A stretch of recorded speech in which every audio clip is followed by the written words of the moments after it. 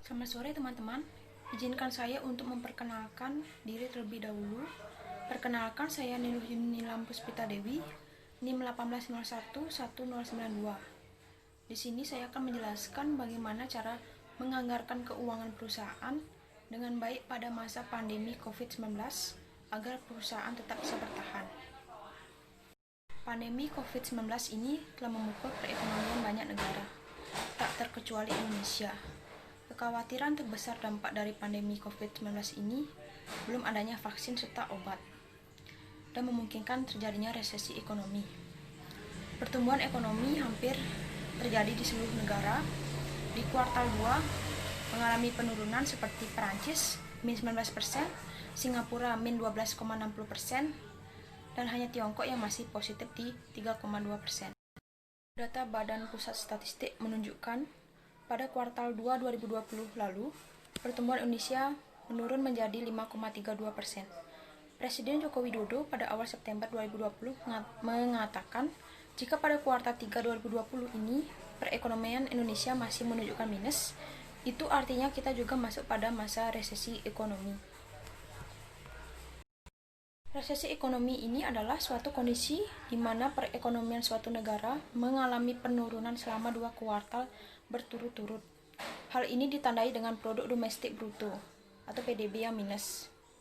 Efek dari resesi ini ialah ekonomi yang lesu, sehingga berdampak pada daya beli masyarakat melemah, penghasilan merosot, rendahnya tingkat konsumsi, investasi tidak bergairah, hingga gelombang pemutusan hubungan kerja atau PHK. 6 bulan sejak pandemi COVID-19 masuk ke Indonesia, belum ditemukannya vaksin serta pemberlakuan PSBB di beberapa wilayah membuat tatanan kehidupan banyak yang harus berubah.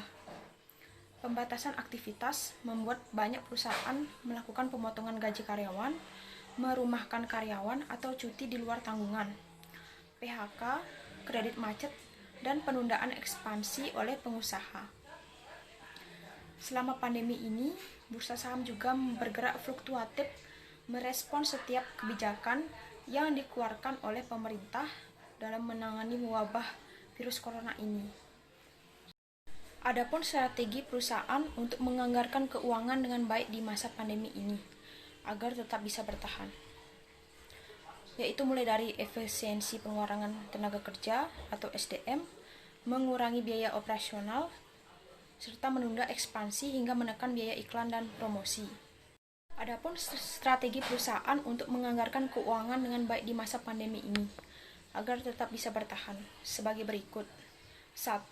30% perusahaan memproyeksikan biaya operasionalnya menurun, terdorong oleh efisiensi dan produktivitas serta penurunan biaya bahan baku. Efisiensi ini juga berasal dari pemotongan gaji atau tidak diperpanjangnya kontrak staf atau pegawai. Yang kedua, penurunan biaya sewa dari pemilik tempat usaha hingga penurunan biaya dinas luar kota turut memberi andil terhadap menurunnya biaya operasional. Ketiga, beberapa perusahaan bahkan agresif memberikan diskon sebagai strategi pemasaran untuk mendorong penjualan selama periode pembatasan sosial berskala besar atau PSBB. Perubahan lain yang dilakukan perusahaan selama pandemi ini ialah menjadi lebih berhati-hati dalam menyerap anggaran belanja modal untuk kegiatan ekspansi. Perusahaan akan tetap menyelesaikan proyek yang telah dimulai, namun berhati-hati untuk proyek baru yang belum dimulai. Untuk rencana perluasan toko, perusahaan telah menunda sebagian besar kontrak baru dan lebih selektif dalam memilih lokasi.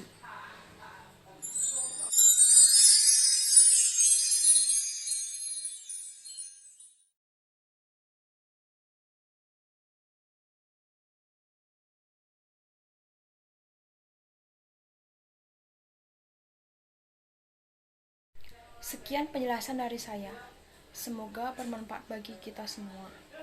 Jika ada salah kata, mohon dimaafkan. Terima kasih.